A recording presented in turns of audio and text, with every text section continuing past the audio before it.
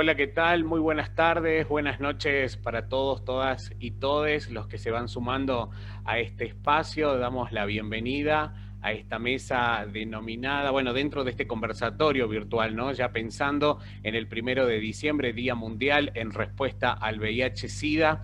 La verdad que para mí es un placer poder formar parte de todas estas actividades que AHF ha organizado y donde sabemos que está participando personas de distintas partes de Latinoamérica. Así que en primer lugar, muchísimas gracias por darme esta oportunidad de coordinar este panel. Mi nombre es Gastón Ortiz, soy periodista en temas de ciencia y de salud en la provincia de Jujuy. 2 veces gané el premio de AHF al periodismo de investigación de Latinoamérica y del Caribe en temas de VIH y SIDA, así que para mí, como siempre, estar presente durante las actividades de esta semana es un gusto. Y hoy particularmente, un placer enorme poder compartir este panel con 3 personas con perspectivas y con temas muy interesantes para poder compartir durante este tiempo que tenemos de aproximadamente 1 hora. Así que a quienes ya están en nuestras plataformas y a quienes se están sumando le damos una cálida bienvenida pensando en este 1 de diciembre, como les decía. Bueno, vamos a hablar en este espacio sobre vacunas. Tanto que se viene hablando de la vacuna para COVID-19, pero se vienen desarrollando desde hace muchos años otros proyectos vacunales y que tal vez no le hemos prestado, no le prestamos la atención suficiente. Por eso es importante, como siempre, poder mirar un poco más, abrir la mirada, y en este caso vamos a hablar sobre este tema desde 3 puntos de vista distintos. Por eso les quiero contar que en el panel del día de hoy van a estar participando, en primer lugar, el doctor Sergio Lupo, doctor en medicina, profesor titular de la Cátedra de Clínica Médica de la Facultad de Ciencias Médicas de la Universidad Nacional de Rosario, en la provincia de Santa Fe, aquí en la República Argentina. Además, es el director del Instituto CAICI, también de esa misma ciudad. Por otra parte, también va a estar participando la doctora Cristina Cortesi. Ella es abogada, directora del Instituto de Derecho Sanitario del Colegio Público de Abogados de la capital federal. Estamos hablando de la ciudad de Buenos Aires, capital de la República Argentina, y además vicepresidenta de la Comisión de Derecho Sanitario de la Asociación de Abogados y Abogadas de Buenos Aires y asesora legal de la Superintendencia de Servicios de Salud y docente de la Universidad Favaloro y también de la Universidad Católica Argentina. Y además, un placer poder presentar a Daniele Luz García, mujer trans, trabajadora sexual, activista trans, referenta de salud de ATA de la provincia de Córdoba. ATA es la Asociación de Travestis, Transexuales y Transgéneros de la República Argentina, en este caso de su filial Córdoba, y coordinadora regional en el programa de prevención y testeo para AHF Argentina, a quien también les doy la bienvenida. Bueno, vamos a tener en este espacio, vamos a escuchar pequeñas exposiciones de entre 10, 15 minutos para cada una de nuestras invitadas e invitados del día de hoy, y luego vamos a tener un espacio para poder interactuar tanto entre los que estamos participando como también en quienes están asistiendo de forma virtual. Y que bueno, gracias a la virtualidad, una cosa buena que nos trajo esta pandemia, tal vez como para ver la otra parte del vaso, es que nos podemos conectar de esta forma y estar participando desde distintas partes del planeta. Así que en primer lugar vamos a arrancar con la exposición del doctor Sergio Lupo, como les decía, doctor en medicina y profesor titular de la Cátedra de Clínica Médica de la Facultad de Ciencias Médicas de la Universidad Nacional de Rosario. Doctor Lupo, la verdad que un placer compartir con usted esta mesa y bueno, todo el espacio para que usted pueda comenzar. Bueno, muchísimas gracias. Me voy a apoyar un poquito en un PowerPoint solamente para ser más ilustrativo en un tema que a veces no es tan fácil de explicar, como es el de una vacuna. Este es un proyecto, se llama Vacuna Mosaico, que está en el primer año de desarrollo, se está haciendo en varios lugares del mundo, un poco decimos hacia la vacuna preventiva porque desde el año 2009, donde tuvimos un gran proyecto, se hizo un gran proyecto que tuvo lamentablemente una eficacia del 30% y entonces no fue aprobado. Hubo algunos intentos frustros y esperemos que este sea la vacuna que todos esperamos. Podemos pasar el próximo slide.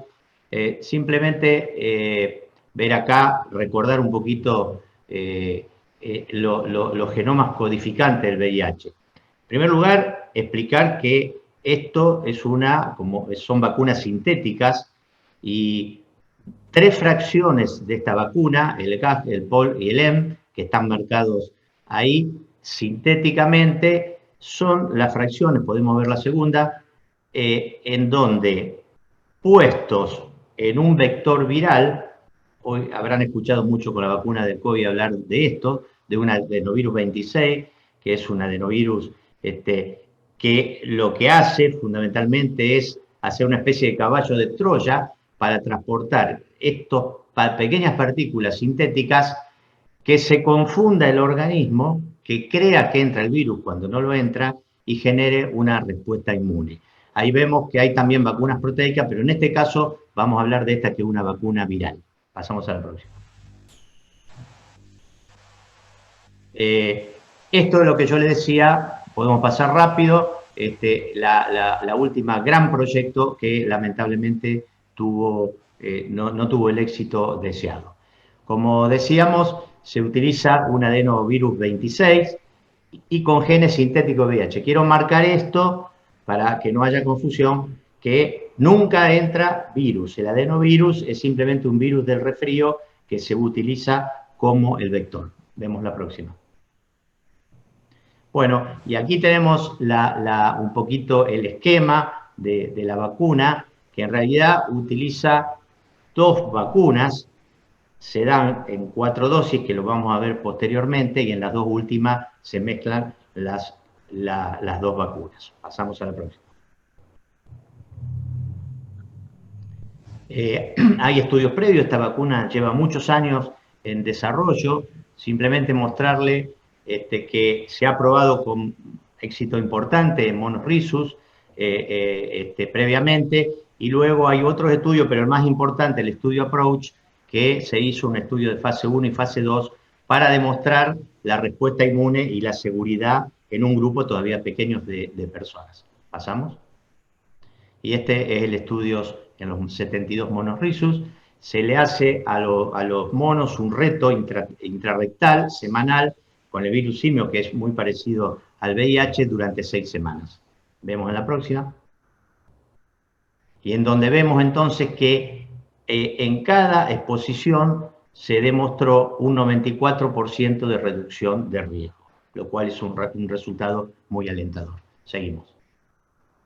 Y este es uno de los estudios que yo les decía que se hizo en seres humanos, 393 participantes de distintos países. Pasamos. Y en donde vemos una buena respuesta inmune, 100% de respuesta de anticuerpos y 80% son distintas respuestas de inmunidad celular. Sigamos. Y por suerte, muy poco efecto adverso. Ustedes fíjense que no hay ningún efecto grave en este grupo y que inclusive en el mismo grupo placebo se ven las cosas comunes, como vemos en las vacunas que conocemos nosotros, por ejemplo la gripe, dolor en lugar de inyección, febrícula, astenia. Sigamos. Bueno, hay 2 grandes proyectos para esta vacuna, el Invocodo, que se está desarrollando, inclusive empezó antes, en Sudáfrica, en donde en este proyecto predomina el subtipo C, que es el subtipo africano. En nuestro proyecto es un proyecto más apuntando a una vacuna universal. Pasamos a la próxima. Aquí están un poco los tiempos, sigamos.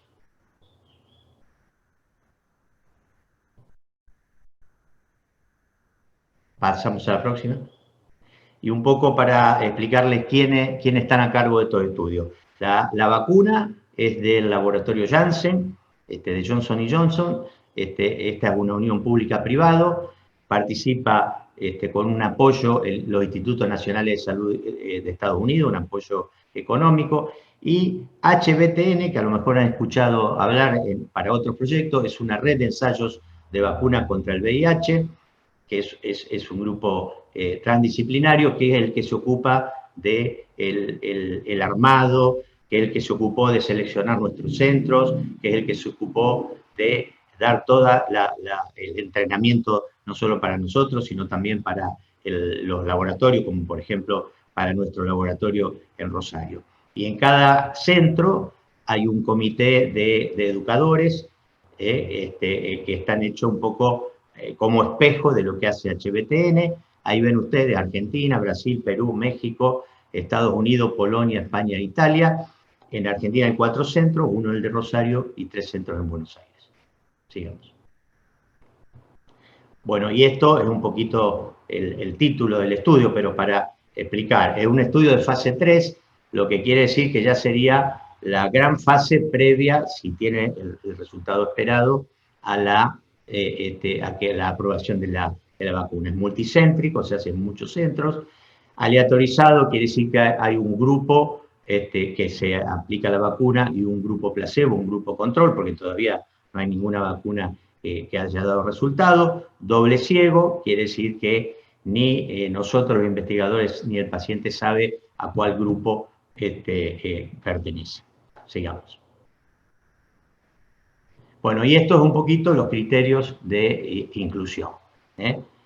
Son fundamentalmente hombres cisgénero, VIH negativos, individuos transgénero que tienen relaciones sexuales con hombres cisgénero y o individuos transgéneros que tengan un mayor riesgo de infección por VIH. Es decir, no es importante el grupo, sino el riesgo que tenga. Y ese riesgo debe estar en una encuesta que hacemos previamente, en alguna medida medido por haber tenido los últimos 6 meses sexo anal o vaginal receptivo sin preservativo, gonococcia o clamidia rectal o uretral o sífilis y enfermedad de transmisión sexual, uso de estimulantes y 5 o más parejas sexuales.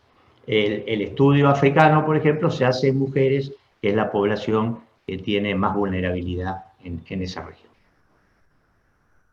Y hay criterios de inclusión, que son los pacientes que prefieran usar profilaxis y predisposición. Aquí hago una salvedad. La persona que va a usar PrEP, que creo que todos lo conocen, si no luego en las preguntas lo ampliamos, no deberían comenzar con esto porque serían una forma de prevención diferente, pero que inhabilitaría un poco los resultados. Pero si a lo largo del estudio esa persona cambia de opinión y quiere realizar PrEP, dentro del estudio se le indica y puede seguir participando. Y el tema de las adicciones es fundamentalmente el que comparte agujas para que no pueda ser tomado la complicación de una aguja por la complicación de la vacuna. Sigamos. Aquí está un poco el esquema. Son el día luego de lo que llamamos un screening, se empieza la primera vacuna, a los 3 meses la segunda, a los 6 meses, ahí ven ustedes que están desdobladas, que hay 2, y al mes 12, 2.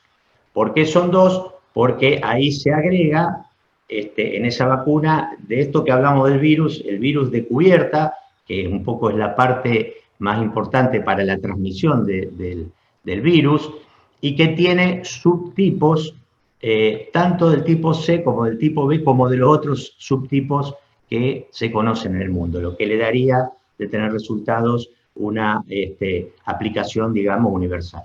Luego se hace un seguimiento que dura alrededor de 3 años, en donde cada 3 meses se van a evaluar a las personas que participan. Sigamos. Una cosa es importante, lo que se quiere probar con la vacuna es, nosotros necesitamos que todas las personas voluntarias que participen estén al máximo con el sistema de prevención. Lo que queremos probar con la vacuna es que la vacuna más la prevención es superior a la prevención en sí mismo. Por eso se le ofrece a las personas cuando entra al estudio, consejería de reducción de daño, provisión de preservativo y lubricante, consejería y derivación si hay profilaxis por exposición, en nuestro centro lo hacemos nosotros, también consejería para PrEP y sucesivo screening de enfermedad de transmisión sexual, tratarlas, que en este caso lo hacemos nosotros. Pero ese es un punto muy claro. Necesitamos probar que la vacuna se agrega a todo el estándar actual de prevención que existe, que conocemos y que si se hace es eficaz.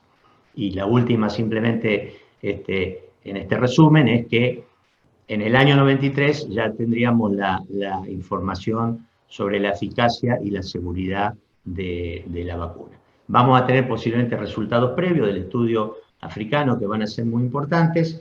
Y bueno, ojalá que este proyecto tenga el éxito que esperamos. Estamos muy entusiasmados haciéndolo y que de una buena vez por todos tengamos una vacuna para el VIH. Luego en las preguntas podré ampliar de acuerdo a la demanda de ustedes.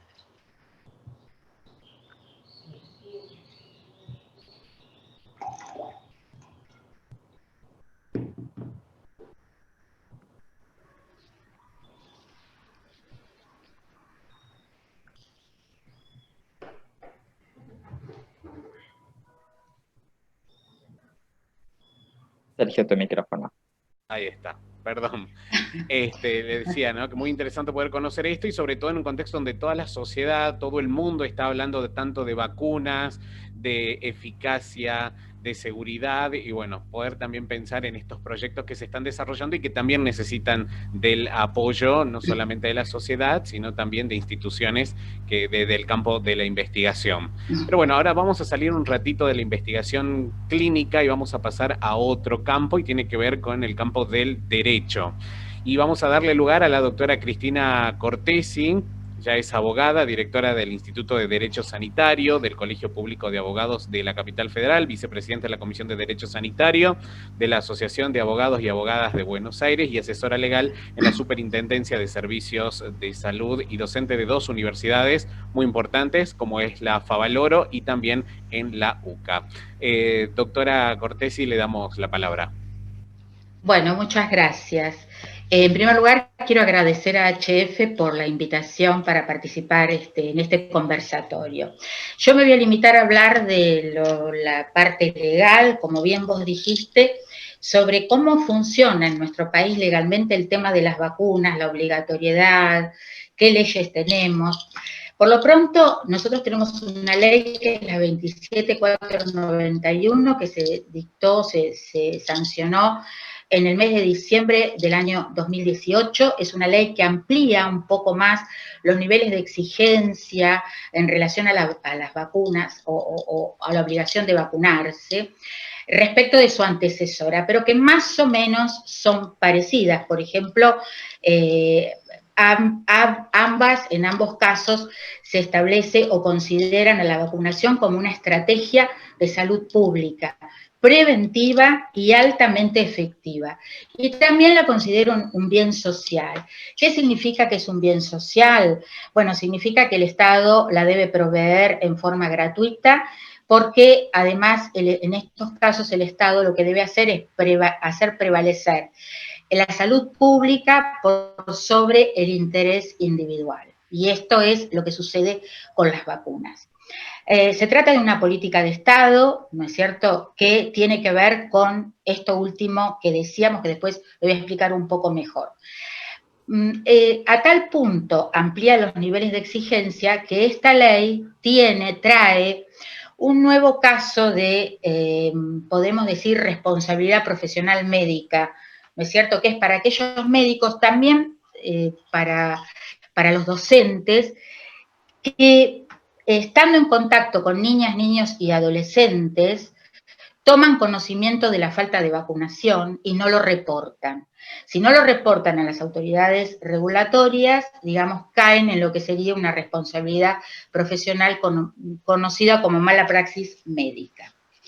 Es de suponer que en un mundo cada vez más informado, donde hay mayor acceso, ¿no es cierto?, a la información, las TICs, las tecnologías de información y comunicación, las personas tenemos una mayor responsabilidad y un mayor compromiso con la salud y con el estilo de vida. Y no es posible dejar de lado, lo digo porque siempre cuando se habla de vacunas aparecen las teorías conspirativas, ¿no? Para todas las vacunas. Hoy lo vemos con la vacuna del COVID, por ejemplo. Y no es posible que se ignore que las vacunas permitieron que se prolongue la vida de las personas. El vacunarse es un derecho, pero también es un deber, porque con la vacuna nosotros, o sea, nos preservamos nuestra salud individual, pero también preservamos y cuidamos a los demás, la salud pública. ¿Por qué el Estado puede exigir que nos vacunemos todos? Puede exigir porque los estados tienen lo que se llama el poder de policía sanitario. El poder de policía sanitario es muy sencillo, es una potestad del Estado para limitar los derechos individuales de las personas por razones, bueno, en el caso en nuestro país se incorporó este poder de policía sanitario a fines del siglo XIX, cuando se instalaron los primeros saladeros a la vera del riachuelo y empezaron a arrojar ahí todos los desechos.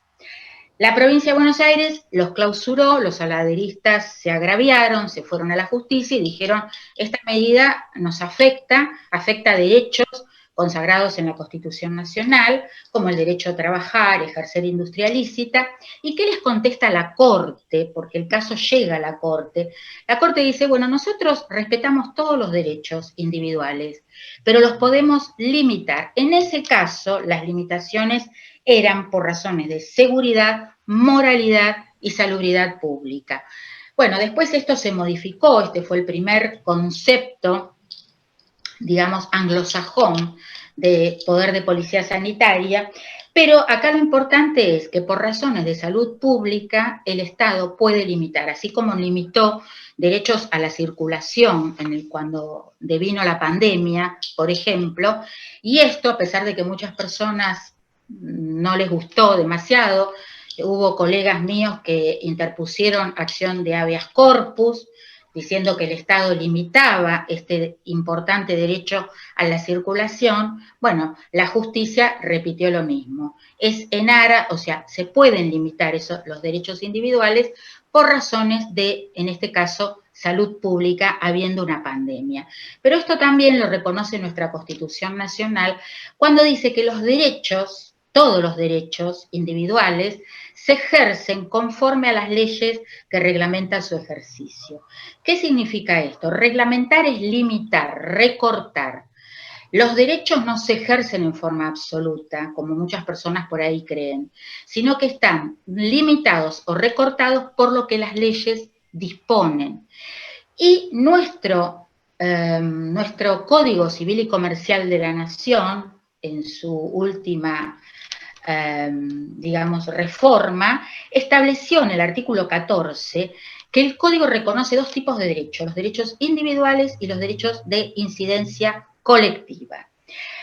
¿Y qué dice el Código? Artículo 14, dice, la ley no ampara el ejercicio abusivo de los derechos individuales cuando se puede afectar el ambiente o los derechos de incidencia colectiva, entre los cuales está la salud pública, ¿no? Es decir, todo esto es la explicación de por qué el Estado puede limitar derechos y nos puede obligar a vacunar.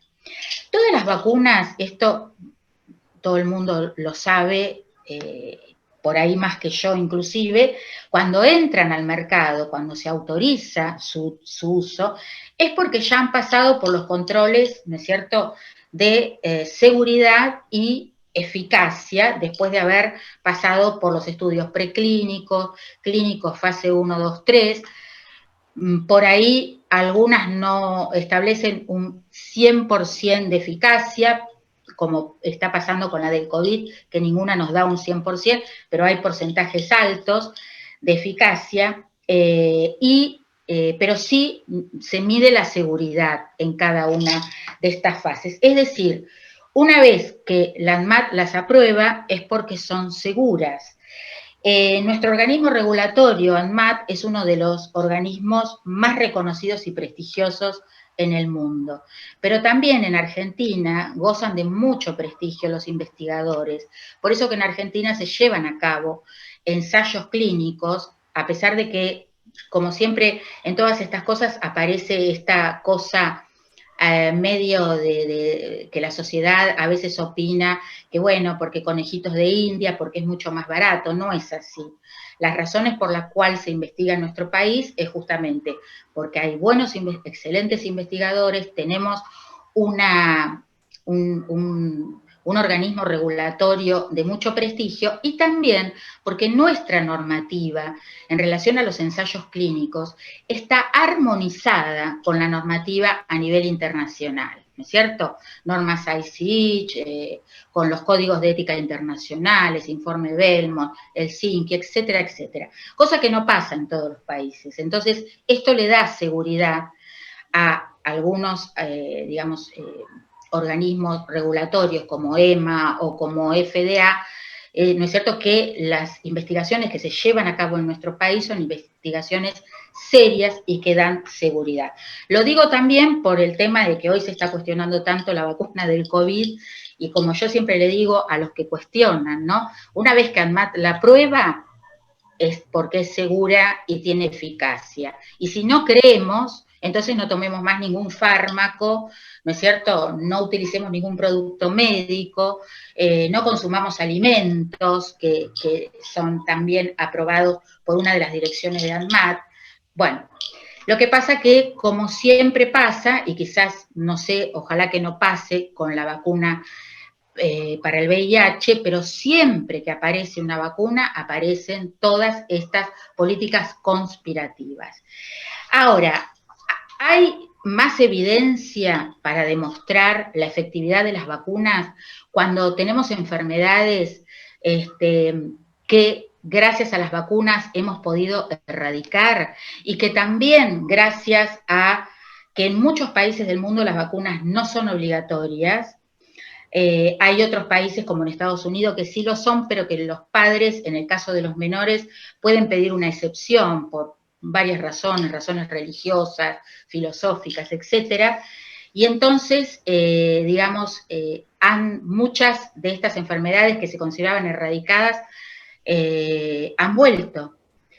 Y entonces esto nos da la pauta, ¿no es cierto?, de lo que hace la vacuna y lo que pasa cuando se deja de vacunar o se entra en estos procesos laxos donde en algunos casos se vacuna, en otros países no, etcétera, etcétera, ¿no? Bueno, nosotros, la ley, ¿no es cierto?, esta ley que vengo comentando, establece la obligatoriedad de la vacuna, de ciertas vacunas, ahora vamos a ver cuáles. Inclusive pueden ser compulsivas. Esto significa que hay muchos casos en la justicia donde padres que se negaron a vacunar a sus hijos, ante la denuncia, los jueces los han obligado directamente en forma compulsiva a vacunar. ¿Qué vacunas son obligatorias en la Argentina? En primer lugar, las que están en el calendario nacional de vacunación. Por supuesto que son recomendadas en muchos casos no para toda la población, sino que esto está limitada, ¿no es cierto?, a zonas endémicas donde hay ciertas enfermedades, como la vacuna de la fiebre hemorrágica, que es obligatoria para una determinada zona.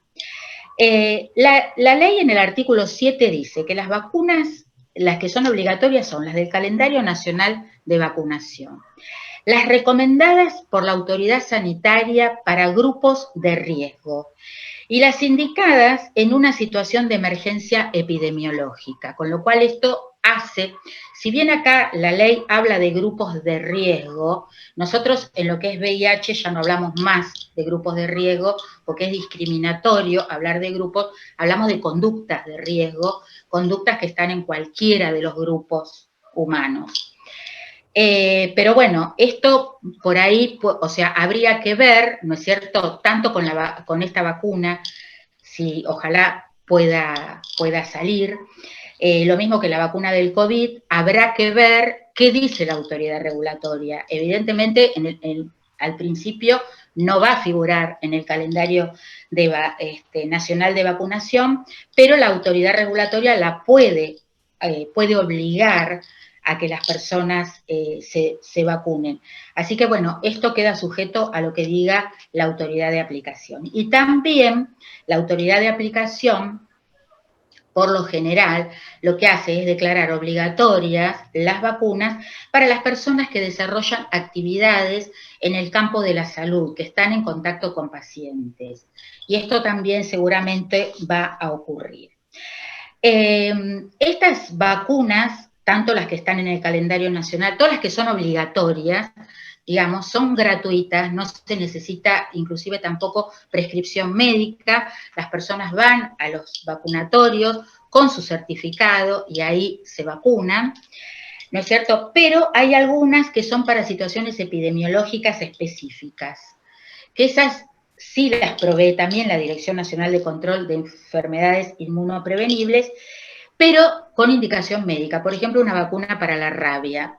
Me mordió un perro, necesito la vacuna para la rabia, darme, esa va con indicación médica. Las otras, no.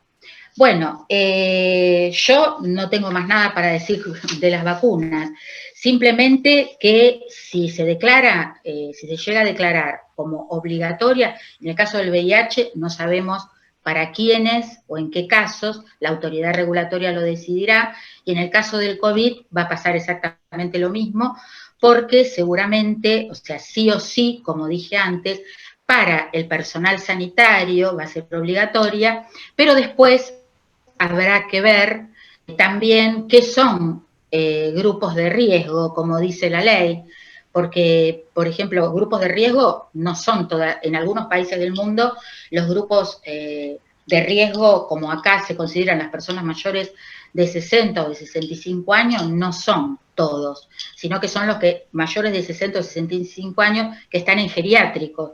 Esos se consideran grupos de riesgo, pero solo porque viven en un lugar donde un virus que entra en ese lugar realmente ahí hace un desastre. Pero de todas maneras habrá que ver qué dice la autoridad regulatoria, pero sí puede establecer o disponer que la vacuna sea obligatoria y esto es absolutamente legal.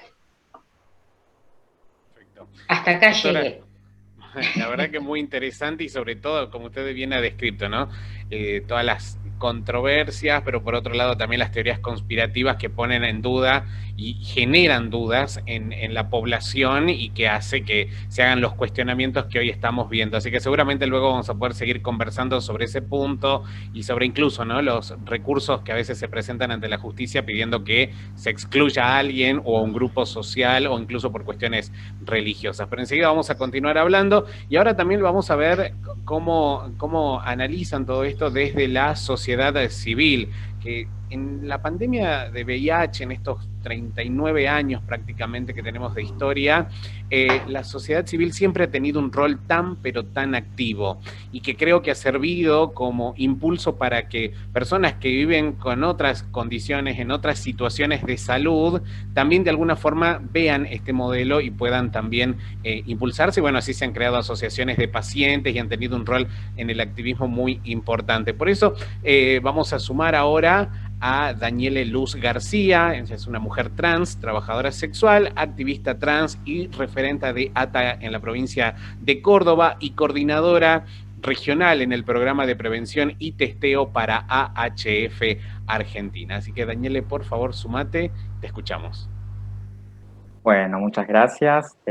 Agradecer a ambos disertantes también que han colaborado con lo que saben, agradecerle al doctor Sergio Lupo.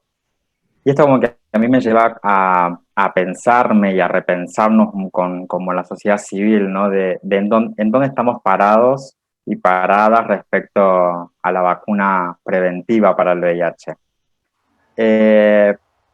Me quedé pensando en lo que estuvieron hablando en las presentaciones anteriores, en los Zoom anteriores, acerca, ¿no?, de qué es lo mejor para las personas. ¿Qué método de prevención es mejor para cada uno de nosotros y de nosotras? Porque no todos los métodos son los mismos y no todos los métodos son aceptados de la misma forma para las poblaciones o los grupos. Y eso me lleva también a pensarnos, ¿no?, en lo que es la prevención combinada, a ver cómo vamos a pensar y a pensarnos de acá al 2023, cuando obtengamos los resultados de esta ansiada vacuna, de cómo de cómo va a ser el seguimiento después, una vez que se termine la investigación, cómo van a quedar las personas, ¿no? ¿Cuál va a ser el seguimiento que van a tener? Se va a seguir brindando información una vez que termine el protocolo, y pensándonos más adelante, una vez que se implemente, a quiénes van a ir y cuáles van a ser los criterios de selección. Bueno, ahí, como lo decía la doctora Cortés, y que claramente va a ser el ente regulador quien diga a qué personas van, obviamente guiados por la sociedad científica, pero también quienes deben estar ahí presentes la sociedad civil, como viene estando desde los inicios de la epidemia del VIH, ¿no? Pensándonos en esta sindemia que en el 2020 nos encontramos con 2 pandemias juntas, pero que claramente el COVID ha llevado a desnudar cuál es la real situación de la población trans en hoy en el 2020, ¿no? Como claramente, porque también hablaban de los grupos de riesgo. Y esto me lleva a pensarnos de que el COVID ha dejado y ha mostrado a que la población trans es la que realmente está en riesgo. Y no somos grupos o personas de riesgo, sino que estamos en riesgo constantemente por el abandono del Estado, por el abandono que hemos tenido mucho tiempo y también por el abandono del sistema de salud.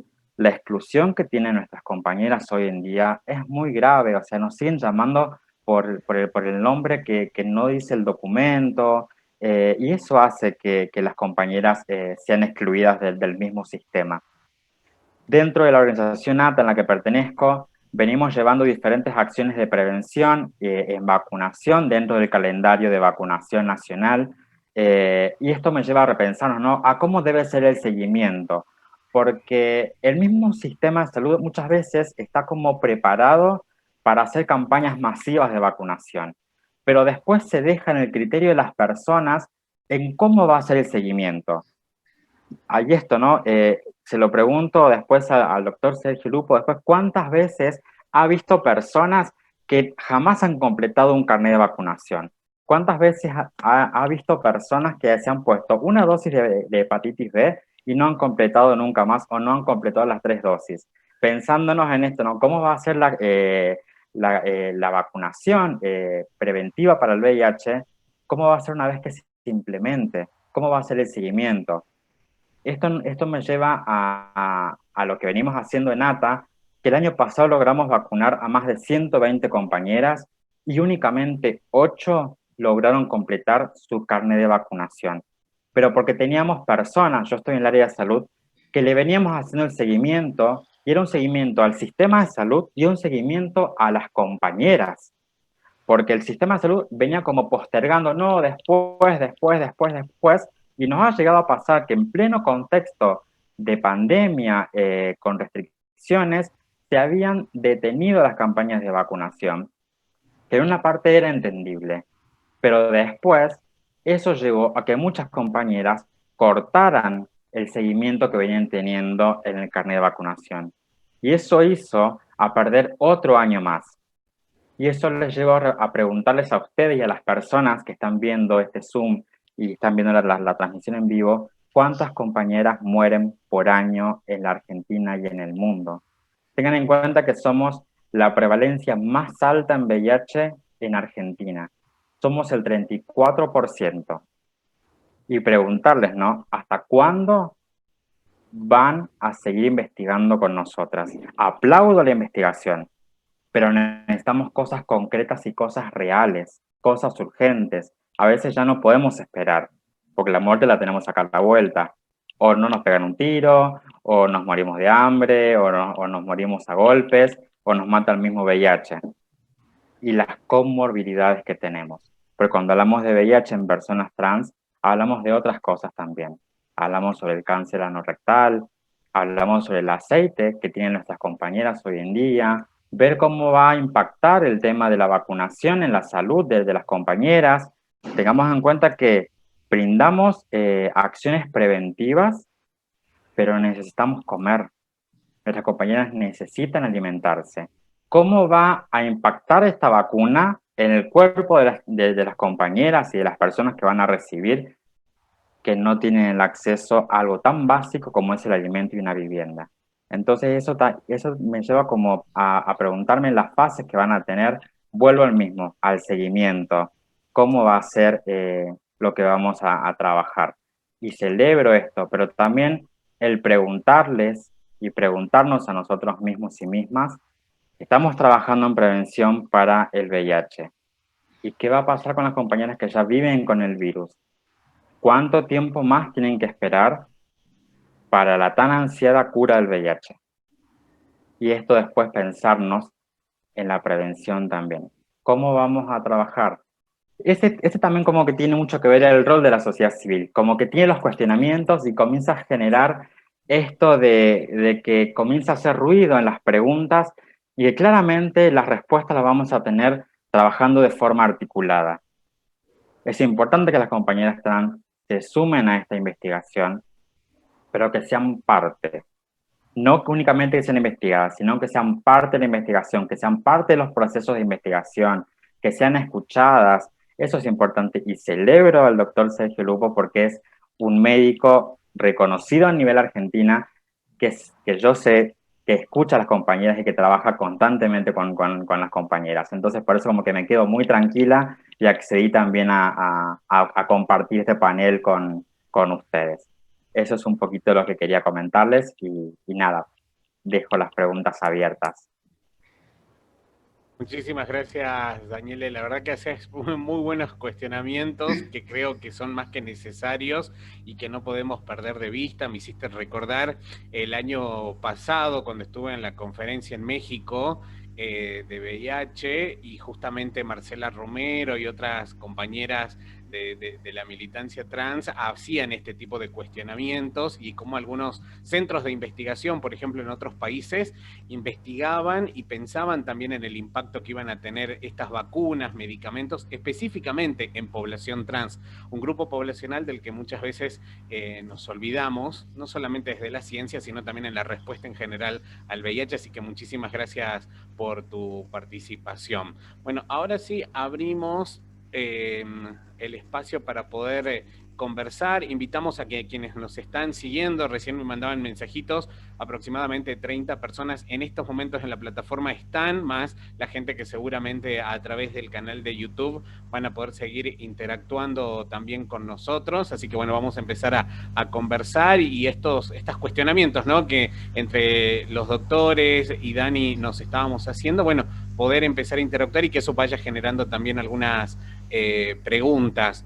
Doctor, yo quisiera arrancar preguntándole a usted, ya que fue nuestro primer expositor del día, sobre las fases de investigación y estos primeros resultados preliminares. Ya podemos encontrar estos datos publicados en alguna revista científica, ya tenemos opinión de pares que no formen parte del estudio de forma directa. ¿Cómo estamos en ese sentido en este ensayo? Gracias, Gastón, por la pregunta. Bueno, lo que yo presenté parte de lo que ya está publicado absolutamente y presentado en distintas conferencias. Digamos, si ustedes entran en la página de HBTN, inclusive, que es la organización un poco que sustenta esta vacuna, van a ver todos los fundamentos de la misma. Hasta lo que quiero remarcar, que lo que probamos en los estudios de fase 2 es que tiene efectividad la respuesta inmune, pero no efectividad clínica. La efectividad clínica se va a demostrar en el estudio de fase 3, que es segura en los grupos pequeños que se han investigado, como siempre, en fase 2. La gran seguridad se va a demostrar en este grupo que van a ser más de 5.000 personas. Es decir, que hasta aquí vamos en un muy buen camino, pero falta la prueba máxima. A mí me gusta comparar con COVID porque hoy todo el mundo es casi un experto en COVID. De COVID podemos hablar de estudios de fase 2. Todavía no están presentados ni publicados los estudios de fase 3. A mí me preguntan, ¿cuál es la mejor vacuna? No lo sé. Cuando estén todos los estudios de fase 3 publicados y vamos a comparar cada uno, veremos la fortaleza y las debilidades de cada estudio. Por el momento tenemos algunos comunicados en donde se dice, y espero que sea así, que hay una eficacia muy alta, más del 90% extraordinaria para una vacuna. Entonces, nosotros estamos un poco más atrás. Imagínense que recién empezamos a desarrollar este estudio y que los resultados los vamos a tener a lo largo de estos 3 años. Aprovecho también un poco a contestarle a Dani un poco el seguimiento, ¿no es cierto? Por ahora, el seguimiento es muy estricto para los voluntarios participantes del estudio. Luego veremos, una vez que probemos la eficacia, y si esa eficacia da como para que esto sea aprobado comercialmente, ¿cómo haremos el seguimiento después? Pero a mí me gustó este aporte que ella hizo, porque podemos intentar ver el seguimiento en las vacunas que ya están probadas y sobre las cuales ya se está trabajando. Y realmente yo creo que hay una carencia, depende más del sistema en donde cada persona esté incluida, del propio vacunatorio de cada hospital. Yo puedo decir que en nuestro hospital tenemos un excelente vacunatorio y que yo descanso en ese grupo que está detrás de las personas, pero no sé si es en todos los lugares igual. Entonces sería muy importante ya decir, bueno, en algún momento tendremos vacuna de COVID, en algún momento tenemos vacuna de VIH. ¿Cómo vamos a hacer para que llegue a las personas primero que más lo necesiten y luego a la comunidad en general? El seguimiento me parece una cosa fundamental, y bueno, y muy interesante haberle escuchado a María Cristina un poco ese aporte desde los fundamentos legales, y también habló de los fundamentos éticos de una vacuna. Una vacuna no es para uno, es para la comunidad. Lo mismo yo le explico a la gente que participa en nuestro ensayo de investigación clínico. Esto no es para vos, es para todo. Hace falta una gran cuota de generosidad para participar en cualquier ensayo clínico y en especial en un ensayo de vacuna. Posiblemente alguno se beneficie, el que entre en la rama activa y si la vacuna resulta, pero el que entra tiene que saber que lo que va a participar de algo que si resulta va a ser algo extraordinario para la comunidad en general. Pero cualquier vacuna es importante como medida sanitaria. Cada persona que se vacuna es un blanco menos para el virus o la bacteria que esté circulando. En VIH, perdónenme que me extienda un poquito, se habló, hay un concepto muy interesante que es la carga viral social. Y en eso tuvo que ver mucho un investigador, compañero nuestro, que el doctor Montaner, que lo hizo en Canadá. ¿Qué es carga viral social? ¿Cuánto virus circula? Si nosotros disminuimos la cantidad de virus que circula, disminuimos de la misma manera los nuevos pacientes que adquieran el virus. Y eso ha sido demostrado con el tratamiento antirretroviral. Cuanto más personas están en tratamiento, más personas indetectables. Indetectable es sinónimo de intransmisible, ya ahí tendríamos una cuasi vacuna.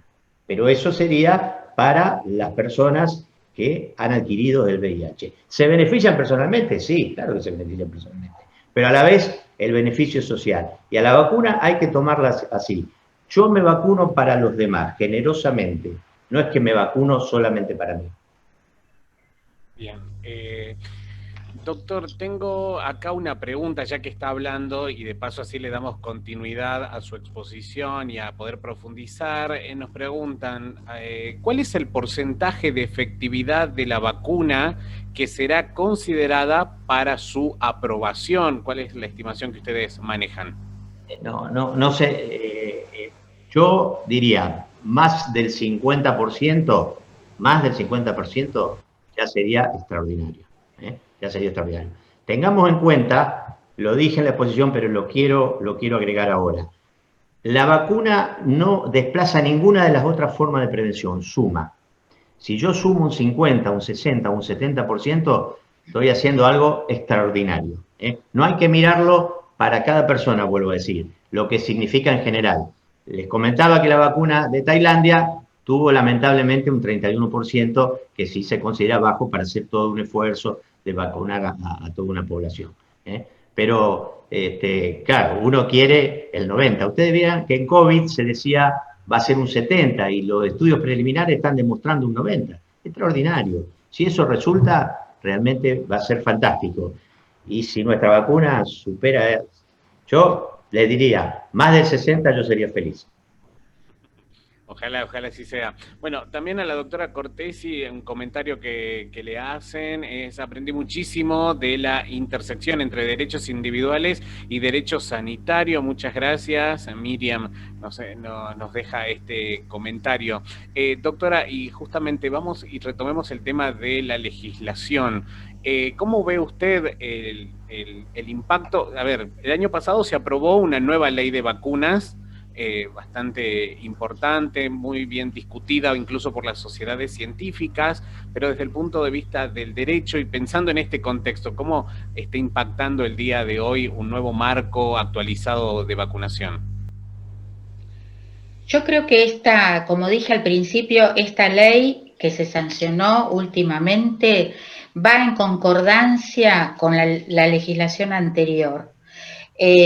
Quizás se fortalece más porque ya esta ley es del 2018 y en el 2016, cuando empezaron a ver los primeros casos de sarampión que llegaban importados a nuestro país, en el 2017 se dictó una resolución para hacer un seguimiento exhaustivo a niños entre 1 y 4 años de edad para hacer un seguimiento de verificar que estén vacunados contra sarampión y rubiola, que eran, digamos, las dos enfermedades que estaban como volviendo, que venían importados, sobre todo de Estados Unidos. Pero entonces lo que hizo, por eso que esta ley, cuando sale, lo que hizo fue reforzar la anterior. Pero yo quiero aprovechar unos minutitos porque Daniela me hizo acordar, porque ella habló del problema de la vacunación de las compañeras en la etapa de pandemia. Y yo quería decirle que lamentablemente ese va a ser uno, digamos, de los daños colaterales que va a dejar la pandemia. O sea, una vez que se termine la pandemia, no es solo la cantidad de muertos infectados, hay un montón de otros daños como ese, de personas que no han podido completar la vacunación. En el caso de los menores, mira, hay un informe de la Sociedad Argentina de Pediatría que está diciendo con mucha preocupación que los niños nacidos en pandemia, entre 4 a 5 de cada 10 no tienen, tampoco han completado las vacunas que necesitan durante los 6 primeros meses de vida. Y esto es por estas cuestiones de que la gente tiene temor a acercarse a los vacunatorios, a los centros de atención de la salud. Entonces, también habrá que evaluar, una vez que la pandemia desaparezca, también va a haber que evaluar todos estos daños colaterales que va a ir dejando, ¿no? Lamentablemente. La verdad que sí. Y por supuesto, y también quiero me gustaría que desde su lugar, doctora, también pueda profundizar un poco respecto a este movimiento antivacunas, que si bien tal vez en la República Argentina no es tan grande como se lo puede ver en el hemisferio norte, pero que quienes por ahí están atentos a este tema, día a día ven que crece y con este tipo de desinformaciones, noticias falsas que hacen circular, siempre hay un adepto, hay alguien que con dudas termina sumándose. ¿Usted desde el punto de vista legal piensa que se puede hacer algo ante principalmente la forma en la que están haciendo circular este tipo de desinformaciones y también pensando en la salud pública? Sí, por supuesto. Mirá, no tengas ninguna duda que detrás de todo eso están los movimientos antivacuna. En realidad es todo lo que, todas esas, digamos, esas cuestiones que yo he escuchado, las cosas más terribles, tremendas, hablar de la vacuna del COVID, bueno, hasta de que nos van a colocar un chip, ustedes lo habrán escuchado también. Con la vacuna, que van a cambiar nuestro genoma, nuestro ADN, que vamos a tener enfermedades autoinmunes, o sea, cualquier cosa he escuchado. La verdad es que no hay dudas que está el movimiento antivacuna. El movimiento antivacuna es muy fuerte en Alemania, sobre todo, viene de Europa. Es muy, muy fuerte en Alemania.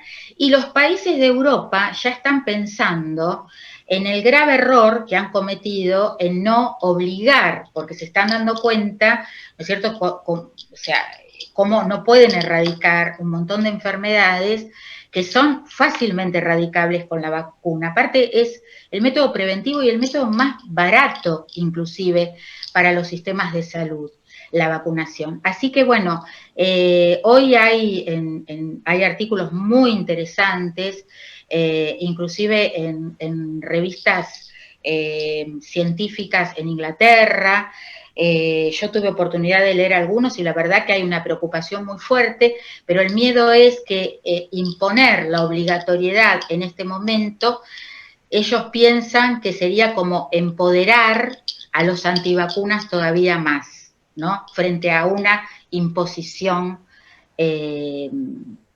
Pero, digamos, nosotros, gracias a Dios, nosotros tenemos nuestras leyes que siempre han sido proclives a la vacunación, y yo creo que todo lo que inclusive a veces escuchamos en los medios, que hablan de negativa gente que dice yo no me vacuno, yo creo que son una amenaza a la salud pública. Entonces habría que ver también desde ese lugar cómo poder... claro que cuando se trata del periodismo es bastante difícil, ¿no? Por las libertades, ¿no? Que siempre hay las banderas de la libertad para hablar, pero a veces, digamos, hay expresiones donde, como dije antes, frente a los derechos individuales, que sería la libertad de expresión, están estos derechos colectivos, que son prioritarios. Y entonces habría que ver de qué manera, digamos, hacerlos cesar por esta amenaza continua, porque en realidad ha pasado con absolutamente todas las vacunas esto. No sería raro que también suceda, y habría que prepararse con el tema de la vacuna VIH, porque siempre van a aparecer cuestionando algo, y la verdad que a veces utilizan profesionales destacados, porque también dentro de los movimientos antivacunas hay médicos, o sea, no son solamente personas, no sé, de la sociedad civil, cualquier persona, sino que también hay profesionales que uno estima que del tema saben, y por eso es que hay bastante credibilidad por parte de muchas personas, lamentablemente. La verdad que sí. Dani, ¿tenés alguna pregunta que quieras sumar?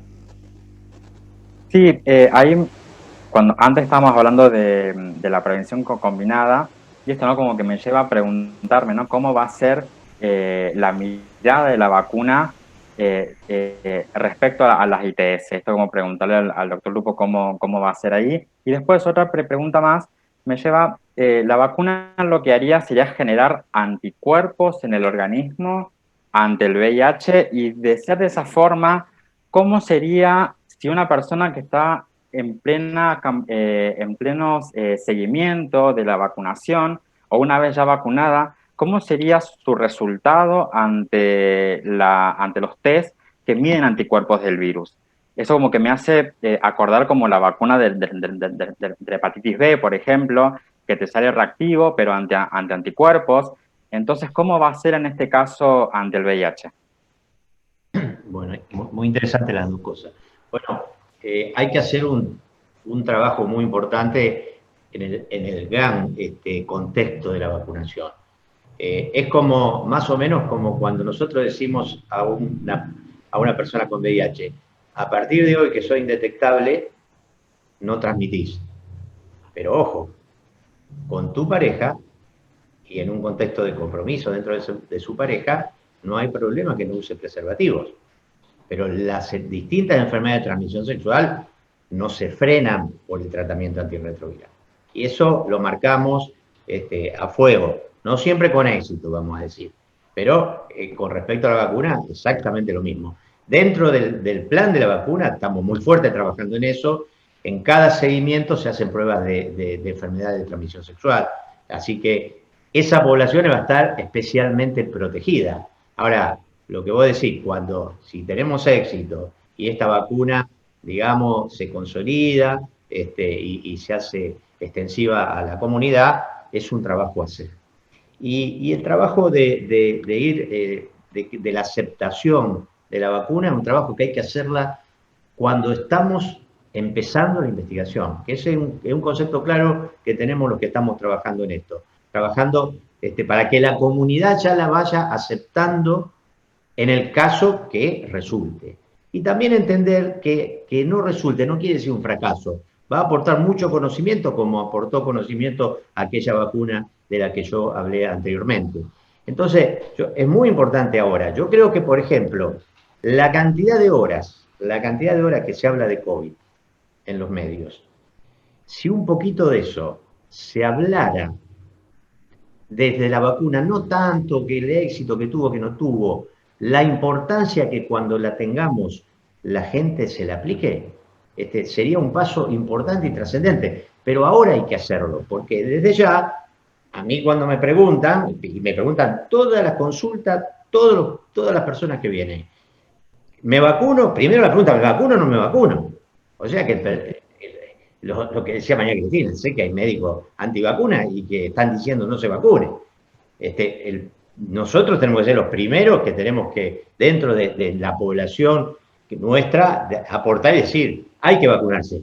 Veremos cuál es la mejor, cuál es la que tenemos, en fin, todo lo que vamos a ver. Pero los medios hoy tendrían que hablar un poquito de ese tema, de la importancia de vacunarse. Y que, como decía María Cristina, cuando esté aprobada es porque será segura.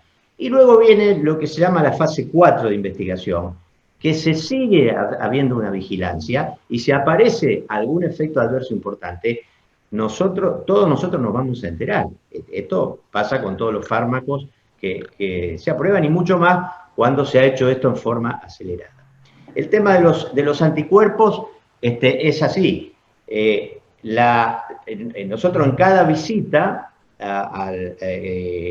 durante el periodo de vacunación y el posterior, se miden los anticuerpos y si los anticuerpos son positivos se hace una carga viral. La carga viral es positiva, ahí vamos a decir adquirió el virus. Si la carga viral es negativa, son los propios anticuerpos de la vacuna. Eso son lo que llamamos anticuerpos relacionados a la vacuna.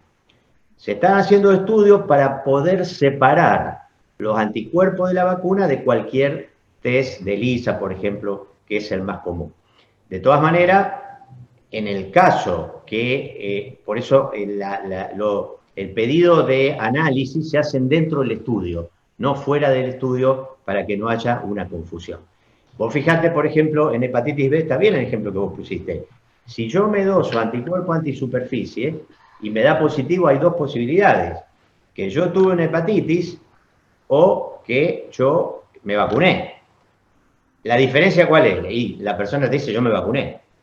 Entonces ahí sabemos que no. Pero si alguien le pide ese examen en cualquier contexto, no va a saber si es por la vacuna o si es por la hepatitis B. Yo espero que tengamos esa posibilidad luego de separarlo, pero eso está muy bien planteado dentro del estudio y la gente lo entiende, la verdad que perfectamente, algo que podría inducir, ¿no es cierto?, alguna preocupación. Dentro de eso, si esa persona necesita para un trabajo, para algo, se le va a dar dentro del estudio una especie de carnet en donde se explica que son anticuerpos que están participando en un ensayo clínico y que son anticuerpos relacionados que puede tener anticuerpos relacionados al vacuna. Bien, muchas gracias, doctor. Bueno, tenemos una pregunta para la doctora Cortesi y que nos plantea, si existiera la vacuna para VIH en algún momento, pero determinaran que no fuera gratuita, por ejemplo, ¿hay alguna alternativa, algún mecanismo para exigirle al Estado que haga esa vacunación de forma gratuita? Bueno, primero, si existiera, y fuese obligatoria, sería gratuita, porque todas las vacunas obligatorias son gratuitas. Puede ser que alguna no. Ahora están diciendo, por ejemplo, la del COVID, alguna persona del gobierno dijo que no iba a ser obligatoria, de todas maneras va a ser gratuita. Bueno, siempre existe la posibilidad, si no fuera gratuita, de obligar a que se cumpla, digamos, o sea, gratuita, a ver, también quiero primero aclarar, gratuita para uno siempre va a ser en el momento es que si uno se la da, o sea, si la vacuna, digamos, cumple con la vacunación, el hospital público va a ser gratuita segura.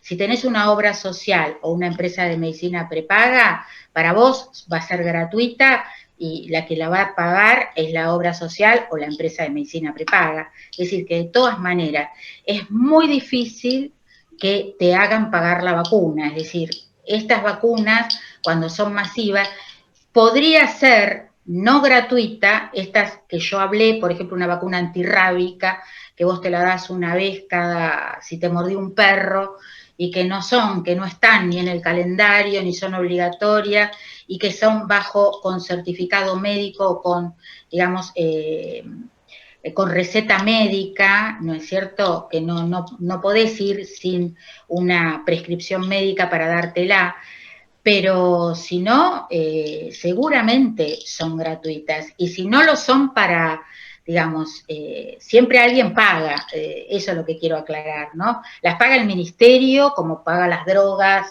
que compra y que reparte gratuitamente, o las paga la obra social, o la prepaga, uno no las va a pagar, seguramente. O sea, cuando hablamos de gratuidad, no son completamente. De hecho, ahora nuestro país tuvo que firmar para las vacunas del COVID, tuvo que sacar una ley que también fue bastante discutida, ¿no es cierto?, para poder conseguir la cantidad de vacunas necesarias, tuvo que renunciar a la inmunidad de jurisdicción, tuvo que, digamos, hacer una serie de concesiones, que no solamente lo hizo nuestro país, sino todos los países del mundo, y entre otras cosas también, digamos, en el caso que haya algún tema de responsabilidad, lo va a asumir el Estado también la responsabilidad. Pero esto es porque justamente de esta manera se trabaja cuando se piden créditos internacionales, es decir, la inmunidad de jurisdicción suele existir cuando nuestro país le pide créditos al Fondo Monetario Internacional, al Banco Mundial, etcétera. Esta vez no le está pidiendo un crédito, pero sí va a tener a su favor un crédito muy grande, digamos, por la compra de mucha cantidad, de millones de dosis de vacuna. Entonces, por eso ha tenido que resignar algunas atribuciones, pero que igualmente es legal, ¿no? Lo digo porque también esa ley fue cuestionada cuando estaba el proyecto. Yo he recibido, a mí me llegaban algunas críticas donde se hablaba de la bioética en un convenio de tipo comercial, no sé qué tiene que ver, pero bueno, de todas maneras hubo también un montón de situaciones con respecto a esa ley que permite la firma de un acuerdo comercial, porque en realidad es un acuerdo comercial entre el Estado y... Entonces, alguien paga. En este caso van a ser gratuitas, pero el Estado las va a pagar. Lo que va a hacer es gratuita para las personas. Por supuesto, no sé si se refiere a eso o...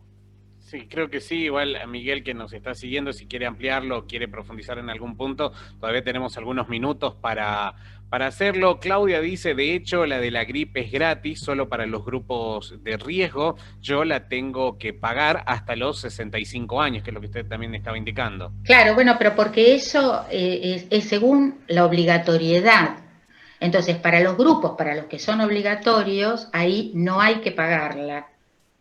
En esos casos son gratuitas. Ahora, cuando se la quiere dar a alguien, ¿no es cierto?, donde no está declarada como grupo de riesgo y obligatorio para dársela, sí puede pagarla. De todas maneras, digamos, hay mucha confusión en muchos casos, hay que ver en cada caso qué tipo de vacuna, porque pasa lo mismo que con los, digamos, los reactivos, donde muchas veces, por ejemplo, los reactivos del COVID deben ser gratuitos cuando las personas están internadas, hubo personas internadas que, digamos, se las quisieron cobrar, es decir, eso también hay que ver, ¿no?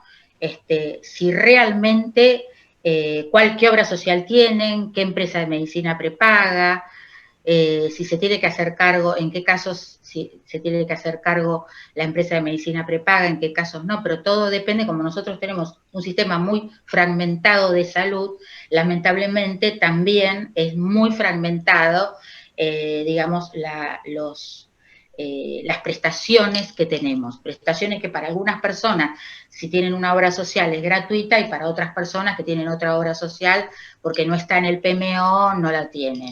Eso pasa con todo. Entonces habría que ver cada caso específico. Por lo pronto, en líneas generales, si está en el calendario de vacunación o la autoridad regulatoria las declara como obligatorias, aunque no las incorpore, que seguramente va a pasar con estas vacunas al principio, no van a ir al calendario, pero quizás la autoridad regulatoria diga van a ser obligatorias. En esos casos se hace cargo el Estado, porque además la ley, esta nueva ley de vacunas, dice que la vacuna es un bien social, y cuando le da el carácter de bien social, implica que quien se tiene que hacer cargo es el Estado. Y esta es la diferencia entre esta ley y las leyes anteriores, que por ahí yo omití decirlo, que considera las vacunas como un bien social. O sea, reguladas por el Estado y brindadas gratuitamente por el Estado. Exacto. Bueno, Dani, también te quiero preguntar, ¿no? Respecto a que si como referenta dentro de ATA y también trabajando con AHF, ya habían pensado o tal vez ya tuvieron alguna experiencia de poder consultar, digamos, cuál es la opinión, cuál es la percepción que tienen de las vacunas dentro de tus compañeras, también el hecho de preparando, ¿no?, el terreno para que ver si en 2023 tenemos una vacuna para VIH, ya te empezar a tener información y pensar cómo poder llegar a esta población. En ese sentido, ¿qué información tenés? ¿Vienen trabajando? ¿Es un desafío hacia adelante? Justamente lo que veníamos hablando con la gente de salud pública era que trabajar VIH en mujeres trans es muy complicado, porque la urgencia para nosotras no es el VIH, y es lo que muchas veces le cuesta entender los temas de salud, que hay otras cosas más urgentes para nosotras. Pero el tema es ver que las compañeras, cuando buscan un método preventivo, todas están disponibles. Nos pasa con las campañas de vacunación. Si lo comparamos con las actividades de testeo que hacemos junto al Ministerio de Salud de la provincia y junto a HF también, son muy pocas las compañeras que asisten a estas campañas. Pero sí logramos reunir a 120 compañeras por campaña de vacunación. Entonces eso como que nos lleva a preguntarnos por qué a las vacunas sí y no al VIH. Hay dos miradas. Y es como que esto cuenta una anécdota. Una vez estamos cenando con varias compañeras y era como que en forma de chiste salió cuando hablamos de las vacunas, bueno, ¿quiénes van a acceder a las vacunas? Si ya casi todas están infectadas con VIH. Son las nuevas generaciones. Y son muy pocas las compañeras adultas que no están infectadas. ¿Por qué? Porque tuvieron el acceso a la información, tuvieron otras oportunidades.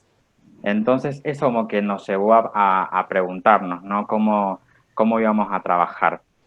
Y también esto, cuando hablamos de la vacuna, a veces generaba miedo también, ¿no? De ver, bueno, qué efectos iban a tener en nuestro organismo, ya que muchas de las compañeras trans, bueno, tenemos que ejercer el trabajo sexual, algunas por elección y otras porque no quedan otra opción. Entonces, ver qué alteraciones va a tener con el alcohol, con las drogas, ya que lamentablemente muchas compañeras que ejercen el trabajo sexual tienen un gran problema de adicciones con el alcohol y las drogas. Entonces, ver cómo se va a trabajar ese tema. Y eso como que eran lo que se charlaba siempre.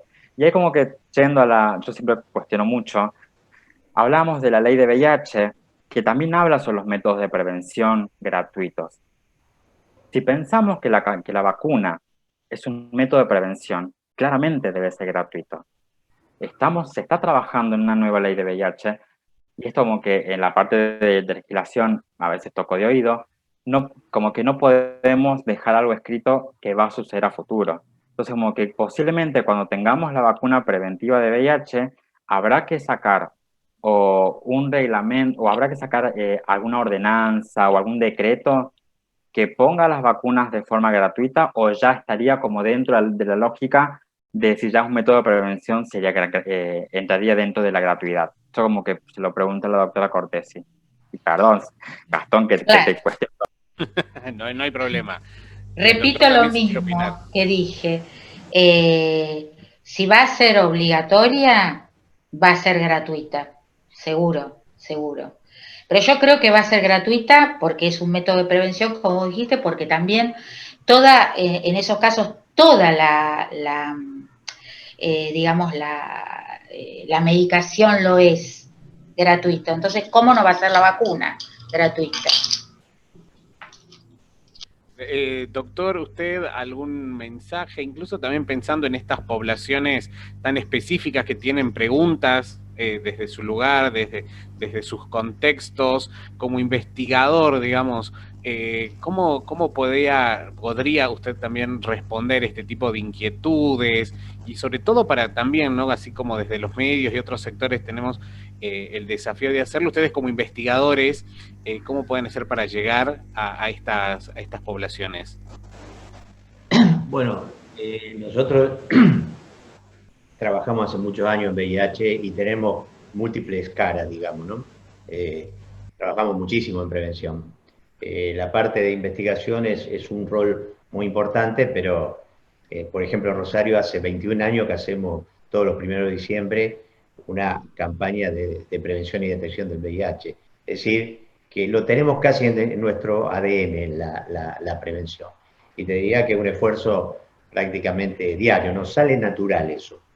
Ahora, es cierto que cuando hablamos de la población trans es muy difícil, pero no lo dicen ellas, ¿no? Lo difícil que es venir al consultorio. Nosotros, por ejemplo, en nuestro hospital no damos turno, atendemos a todos. Es decir, ¿por qué atendemos a todos? Porque hay gente que a lo mejor puede pedir turno y lo puede hacer por teléfono, pero el día que tiene que ir, por alguna razón no puede ir. Y hay muchas razones, son razones de trabajo, razones de que me salió la changa, lo que fuera. Entonces es una manera de aportar, venir el día que quiera, pero aún así, casi todos nuestros pacientes tienen nuestro WhatsApp y nos dice, doctor, ¿me puede esperar? Muchas chicas nos dicen, recién salgo del trabajo, son las 12, ¿usted me espera un ratito más? Sí, te esperamos, no hay ningún problema. Hay que estar dispuesto un poco a todo eso. Pero volviendo un poco a tu pregunta, la prevención para nosotros es, te diría, si yo tengo que poner prioridades, la asistencia, la investigación y la prevención, nos hemos convertido en agentes de prevención. Y con respecto a la gratuidad, no tengo duda que va a ser gratuita la vacuna VIH. La relación costo-beneficio va a ser brutal a favor de la vacuna. Y no, tampoco va a ser cara. Ustedes vean que la mayoría de la gente que está trabajando en vacunas, en esta vacuna, ahora en COVID y demás, tiene en la mira el beneficio de la sociedad. Vos me dirás, alguno por prestigio o por lo que fuera, pero no está enfocado desde mi perspectiva como un negocio. Uno puede decir, el primero que llegue va a tener el prestigio, somos los primeros en tener la vacuna. Eso también puede ser cuantificado, pero no lo veo desde esa perspectiva. No tengo duda que en Argentina va a ser gratuita. Y habría que hacer más esfuerzo para la vacuna del papilomavirus, que lamentablemente falta, hay una carencia en general, y sí es una vacuna cara y muy necesaria la comunidad. Y aquí ocurrió con esta vacuna que mientras se investigó no se fue difundiendo. Y esa falta de difusión, eso que entrara también en una oscuridad, es buena, es mala, produce un daño. Entonces, por eso es importante que cuando estamos ahora hablando de VIH, no tengamos ningún temor de hablar, de contar cómo es la investigación, de los beneficios si tuviéramos la vacuna, y si no esta, será otra, para que la gente ya adquiera la confianza, para cuando la tenga, sea recibido como una noticia extraordinaria y acuda a vacunarse. Yo creo que en esto no tengo dudas que si es así, la gente va a participar la gran mayoría. Y un segundo nomás, porque María Cristina habló sobre los movimientos antivacunas. A mí más que los movimientos, que la verdad bueno, la misma opinión que expresó ella, me importa lo que cada persona piensa. Ustedes, fíjense, yo les doy un ejemplo de la vacuna antigripal. La mitad de las personas, cuando yo le indico, tenés que aplicarte la vacuna antigripal, dicen no, porque una vez o mi tía o mi vecina me dijo que le hizo mal. Este año, ante el temor del COVID, yo les diría que debe haber, por lo menos la experiencia mía, aumentó el 100% de los vacunados de la población. ¿Por qué? Porque vio que el COVID era un virus respiratorio y quiso sacarse un virus de encima. De hecho, prácticamente no hubo influenza este año, parte por el COVID, pero también parte porque se vacunó mucha gente. Entonces, el trabajo es un trabajo hormiga, que hay que hacerlo mucho en el consultorio, a nivel individual. Si nosotros conseguimos que nuestra población adquiera el hábito de la vacuna, estamos hablando de adultos, en los chicos la verdad que no hay grandes problemas porque lo que se trabajó durante muchos años con la madre y la obligatoriedad ya está implícita. Pero en los grandes nunca tuvieron una conducta de prevención ni de vacunarse. Entonces es un trabajo hormiga que hay que hacerlo todo el día. Y con respecto al VIH, cuando surjan ideas conspirativas, la manera de enfrentarla diciendo la verdad, nada más. Con eso uno enfrenta la famosa conspiración que existe para todos, ¿no? La verdad que sí. Respecto a este ejemplo que usted daba, doctor, aquí en Jujuy, que digamos, que tengo, digamos, siempre contacto con la gente de inmunizaciones, me decía, por primera vez el 100% del personal de salud se inmunizó este año, así que no es solamente su experiencia, sino creo que es una situación que no solamente, que en Argentina, y sino en gran parte del planeta debe haber sucedido. Bueno, no sé si queda alguna otra pregunta, si no ya vamos cerrando, y la verdad que un placer poder compartir este espacio junto a ustedes, junto a Dani, a María Cristina y a Sergio, que la verdad ha sido muy interesante, que 3 sectores podamos reunir, se puedan reunir y poder debatir, encontrar puntos en común y cómo se puede sostener y se puede seguir trabajando y pensando en la respuesta al VIH. Pensando incluso en los desafíos que ha generado ahora la pandemia de COVID-19 respecto al acceso, las dificultades que se han presentado y demás. Así que bueno, nuevos desafíos seguramente van a surgir luego que pase esta situación de emergencia sanitaria en la que hoy nos encontramos. Doctor, doctora, Dani, la verdad que un placer para mí poder acompañarlos en esta ya noche aquí en la República Argentina, y también a toda la gente que se ha sumado en esta prácticamente más de una hora que hemos podido ir compartiendo. Y no se olviden que las actividades no se detienen acá, van a continuar en la próxima jornada, es decir, mañana sábado a partir de las 3 de la tarde, hablando sobre infodemia, ya que veníamos hablando recién sobre el rol de los medios de comunicación. Luego a las 17, incidencia política en tiempos de pandemia, y a las 19, SIDA, la otra pandemia, como sesión de cierre. A ustedes, la verdad que un placer, doctor, doctora, Dani, un gusto. Lo mismo para mí, muchísimas gracias. Un gusto, un placer haber compartido con todos ustedes. Gracias. Muchas gracias. Sí, pedirles a la gente que no se olviden de hacerse el test, que busquen en la página de hftestdvih.org el lugar de testeo más cercano. Aquellas personas que quizás se hacen el test el 1 de diciembre, que busquen la forma, que es importante, ya que muchos han dejado de ir al sistema de salud por el contexto de pandemia, que pongan como excusa hacerse el test en esta oportunidad, y siempre está bueno hacérselo una vez al año. eso nada más. Y gracias por compartir el espacio. En mi parte también muchas gracias, Gastón.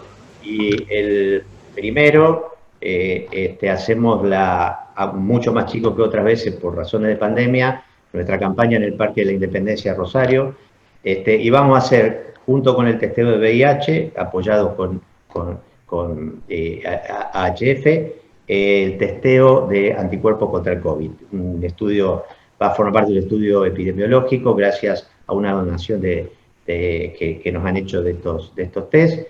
Así que los esperamos de 9 a 16 para el doble testeo. Siempre tratamos de hacer un doble testeo, sífilis, hepatitis, en este caso con anticuerpos que nos va a tratar de dar una idea de cuánta gente ya tiene una inmunidad adquirida, en este caso a través del contacto con el virus. Muchísimas gracias a los tres. Y bueno, así cerramos esta primera jornada de este conversatorio virtual, SIDA, la otra pandemia, para poder reflexionar acerca de la situación actual de la pandemia del VIH en el contexto de otra pandemia como la de COVID-19. Así cerramos este panel y muchísimas gracias a todas las personas que han participado de distintas partes de Argentina y de Latinoamérica.